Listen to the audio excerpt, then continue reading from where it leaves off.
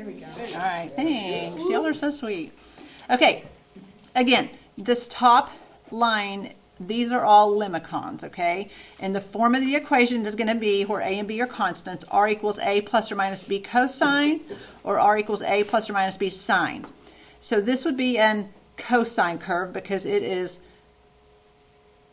symmetric about the polar axis, what we call a polar axis. Do y'all remember that from pre-cal? Did y'all do polars at all in pre-cal? We did like basically a sheet like this that we filled out, and that's all we did. So that's all you did. Okay, that's okay. That's all right. So here's the thing: if you look at the ratio, if you're given an equation, which you will be on the exam, an equation like this, and it says this is which of the following is the graph of this. You're going to need to know, okay, is it a cardioid? Is it a limicon with an inner loop? Whatever. Well, the A to B ratio is what tells you that, okay? Your A and B are constants here. So if A over B is less than 1, like if you have this, R equals, write this down, 3 plus 5 cosine theta. That A over B is 3 over 5, which is less than 1. This would be a limicon with an inner loop, okay? If A over B is 1, in other words, it's the same number, so if you have R equals 2 minus 2 sine theta, that right there tells me that is a cardioid, which is kind of like a heart. You have a sharp point there, you know, like a heart. Okay, if A over B is a number between 1 and 2, like 3 halves, then you're going to have just this dimpled limicon here. So if you have something like R equals 3 minus 2 cosine theta, something like that. And I would not even worry about the convex limicon. I don't know, I can't tell you if I've ever seen an equation that's that. Okay, so those are all limicons, and that is the form of those equations for limicons, okay? These are Rose curves. The form of this equation is going to be R equals A cosine n theta, or R equals A sine of n theta. But this is what's important. You will have n petals if n is odd. N is the coefficient of your theta, not the coefficient in front of cosine, okay? So A is going to tell you the length of the petal. I would write that down. That's not on here. A is petal length.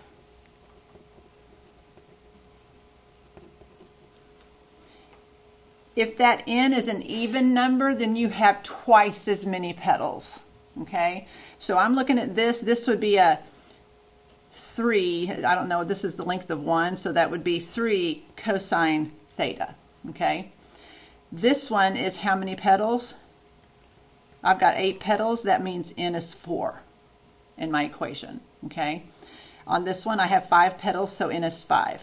For this one, you have 4 petals, so your n is 2. Okay, so the equation form on this one, the coefficient of your theta tells you how many petals you've got. You either have n or 2n, depending on if it's odd or even. Okay, A is the length of the petal. All right, circles. Circles, it looks very much like the Rose equation, right? But look at your coefficient of your theta in every one of these, or on the 2 circles. You have A cosine theta. So for it to be a circle and not a rose, your theta's coefficient is 1 always, okay? So on this one, I would write that down. Let's write down A. A is equal to the diameter of the circle. And you know it's a circle, not a rose, because your coefficient of your theta is 1 every single time. And you won't see these often, but these are the lemniscates. I can't hardly say that word. Lemniscates. All right, we good? Okay, so put that aside for a second and then grab this sheet here. Do y'all remember plotting polar curves in pre-cal? Yes. And polar coordinates? Yeah. Okay, because rectangular coordinates are x comma y. Polar coordinates are r comma theta. Okay, so when we draw this, I'm looking at this polar coordinate right here is what I've plotted. This polar coordinate can be named any of those four things. Let's talk about why. I'm going to look at this one first. So when you are plotting a polar coordinate, you're going to go out to theta first. You know, when you're plotting an XY, you usually go X and then up Y, right? You just do the X first and then up Y. We're going to go theta first, draw that terminal side of theta. So that's what I did here. I said, okay, I'm going to go up here to pi over 6, drew that terminal side right there, and I walked out our units, 1, 2, 3, 4, and plotted that. So go to theta first and walk out, quote unquote, walk out our units. We good? Okay. So here's the thing. When you draw that terminal side, from the origin, do a dashed line on the other side of the origin, draw that terminal side too, just so that you can visually see that. Okay, so I can go to pi over 6 and walk out our units, or what if I went to negative 5 pi over 6? Doesn't that take me here? Yeah, because my point is behind me. It's on the other side of the origin, so then your R would have to be negative. Okay, because you're having to cross over the origin. Okay, so then if I go to negative pi over 6, I'm over here, then I'm going to walk back 4 units, so then my R is negative 4. We good? Y'all remember that? Mm-hmm. Okay. I could also say 7 pi over 6. Well, where does that land me? 7 pi over 6? Right here, right? So what's my R? I still got to walk past the across the origin, right? The pole. That's called the pole, not the origin. So it'd be negative 4. What about negative 11 pi over 6? Well, that would land me right here. So I'm on my terminal side. I don't have to cross the origin, so it's positive 4. Okay.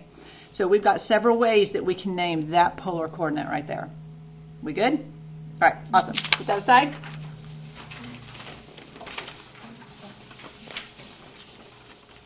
All right, so now let's look at your notes page here. I want us just to label some things on this graph. I want us to draw this right here. Okay, and I'm going to call this angle theta.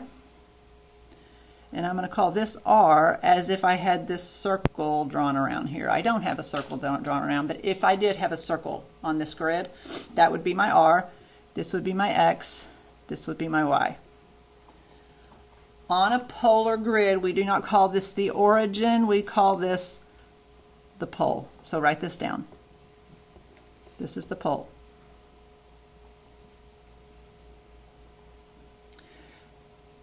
Polar grid, we don't call this the x-axis, we call this the polar axis.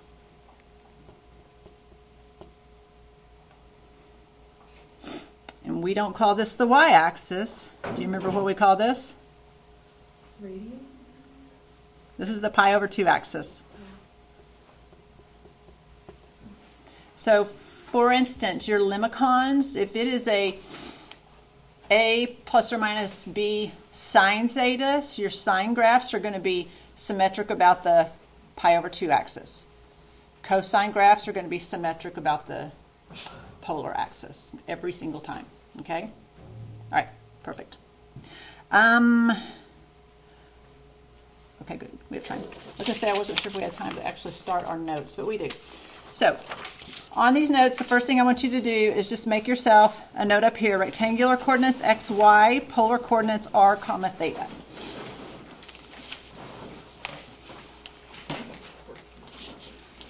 I think what we will do is work through numbers 1 and 2, and we'll finish these next class, okay?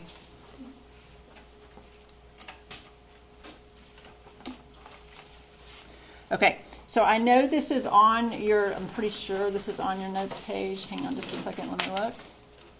I want us to write these down so that they are right in front of us when we're doing these problems, okay? I want us to write down the cosine. So, but basically on that graph that y'all just drew, cosine of theta, if you had that theta as your angle, cosine is what? Adjacent over hypotenuse, right? Okay, so on that, your cosine theta is equal to, your adjacent was x, right? And your hypotenuse was r, so it would be x over r. So then that means x is equal to what? R cosine theta. So then sine of theta on that graph that we just drew is y over r, right? So then what's y equal to? R sine theta. Do y'all remember that from pre-cal? Yes. Okay, awesome.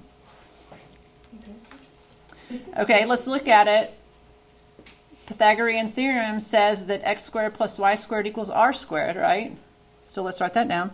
So r squared is equal to x squared plus y squared. So then that means r is equal to the square root of x squared plus y squared.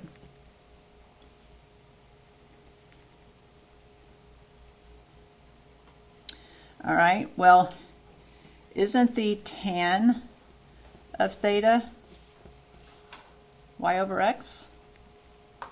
Right? Yeah. Y over x. So then does that mean that the inverse tan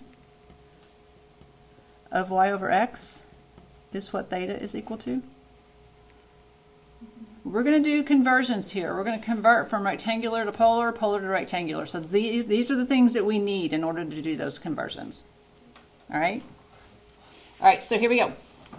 The first question says convert to rectangular. So here we go. Number 1, A. They give me a polar coordinate, 2 comma pi.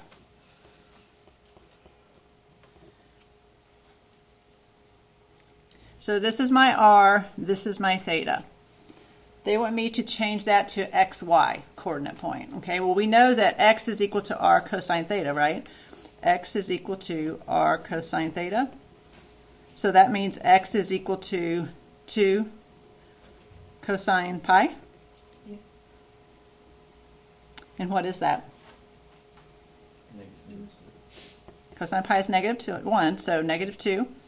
And then y is equal to r sine theta. So then y is equal to 2 sine of pi. What's the sine of pi? 0. So then y is equal to 0. So then my rectangular coordinate is going to be negative 2 comma 0. Well, if you think about it, think about polar coordinate right here.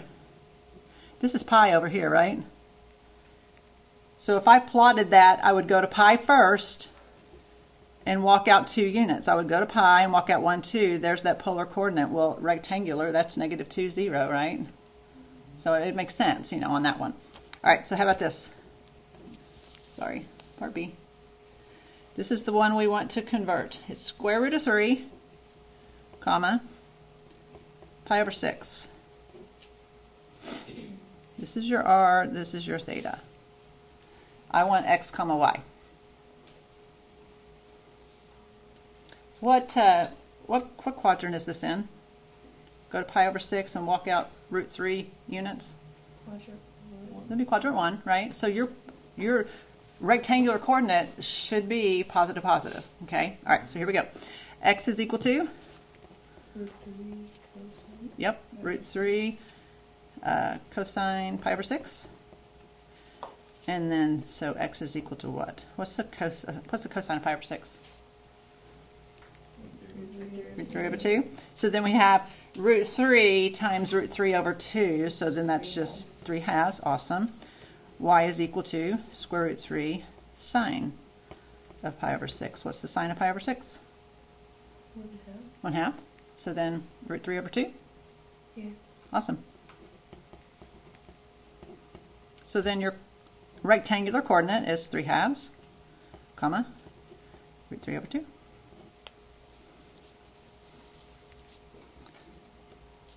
Not hard. It's just pretty vital that we know our unit circle, which we should by now. All right, we're going to go the other direction. We're going to convert to polar, and then we're going to be done with the notes for today. All right, so problem number 2. They want us to convert the rectangular to polar. So here's the first one. Negative 1, 1. Where is that? What quadrant is that in? 2. That's in quadrant 2. All right, so then you know when you do your theta and your r, theta needs to take you your terminal side over there to quadrant 2. It should, okay? So here we go. I need an r and a theta. We'll look up here. We said r is equal to the square root of x squared plus y squared, right? Isn't that what our conversion is? Okay, so then r is equal to the square root of x squared, so negative 1 squared, plus 1 squared. So what's r equal to? Square root 2. Theta. Well, the tangent of theta is y over x, so the 1 over negative 1, so negative 1. What is the theta in quadrant 2 whose tangent is negative 1? Say it again? 3 pi over 4. Y'all good with that? All your over 4s are 1 or negative 1 tangent. Awesome. So then theta is equal to 3 pi over 4. So then your polar coordinate is r theta, so square root 2, comma, 3 pi over 4. Beautiful. Let me see if y'all can do B. Y'all do B. Like B is way harder than that. It's harder? You're welcome. Square root 3, comma, negative 1. What quadrant is this in? Fourth quadrant? Fourth quadrant. Oh, this.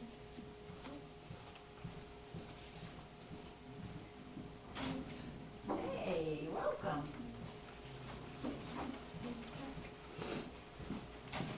Y'all said this one was hard?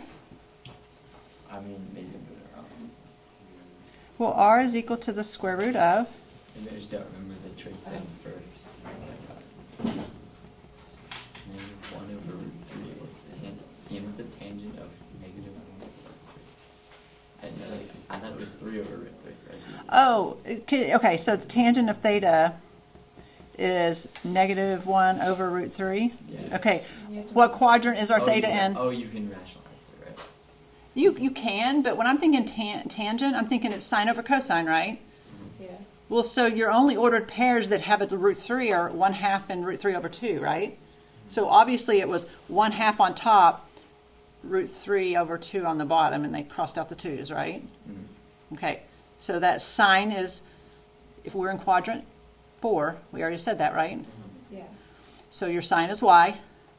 So y is negative, right? So this would be negative 1/2, and this would be positive root 3 over 2, your cosine. Oh, did you like multiply it out? Like, Say it again. What'd you say? So like when you divide it, you just like multiply that and cross it out. Yeah, it's just that when I'm dealing with secant, cosecant, tangent, cotangent, I don't rationalize it because it just helps me see it like this, and I'm like, oh, that would be 1/2, that would be root 3 over 2. So then my sine is the 1/2, and root 3 over 2 would be my cosine. So root 3 over 2, negative 1/2. What theta is that? Quadrant 4. You went root 3 over 2, long side, short side, negative 1/2. What theta is that? Negative pi over 6. Negative pi over 6 or 11 pi over 6, either one. Either one would be acceptable. Okay? So this is what I wrote. I wrote 2, r is 2. We all got 2 for r, right? Yeah. Awesome. And I wrote 11 pi over 6. But obviously you can do negative pi over 6. That's totally fine. Okay, what time does the bell ring? Is it 12 after? Today's 9, Kat, so 12. 12 after, yeah. Okay, that gives us like 5-ish minutes, 6 minutes, and I don't want to start this next problem because it's going to take us a little longer than that to finish that problem, so we'll just start here next class. Yes, ma'am? Could you just explain the tan theta and then how you got back 11 pi? Oh, our conversion formula's up here. We knew tangent of theta based on our drawing that we drew on the notes page when we labeled the r and the x and the y. We know the tangent is going to be y over x, right? Opposite over adjacent, okay? So if tangent of theta is y over x, then I am looking for the angle whose tangent is whatever that y over x is. See, I was just thinking of it inverse wise. So this one, I'm looking at tangent of theta is y over x. So I said, okay, what is the angle? This is what inverse says. What is the angle whose tangent is this y over x? And we already knew that this ordered pair put us in quadrant 4, right? So we knew we were going to be somewhere down here in quadrant 4. So we knew that our theta needed to be here and not in one of these quadrants. Wait, Yeah. why did we know that? Oh, Because of our ordered pair, Yeah. 3 negative, Yeah. or square root 3, yeah. It's always good to do that, just so that it just confirms that we're using the right theta, okay? Because obviously there are 2 tangents that have this theta, right? In quadrants 2 and 4. Okay, so we needed the one down here in quadrant 4. Awesome. All right, we'll start here next class. A couple of things. On the delta math, I figured out what the issue was. So, they're giving you the vector